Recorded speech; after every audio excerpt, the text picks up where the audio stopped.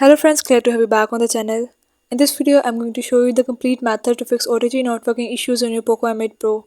If this tutorials help you, don't forget to like this video, subscribe to the channel and enable notifications for more useful guides. Now let's begin and fix the OTG connectivity.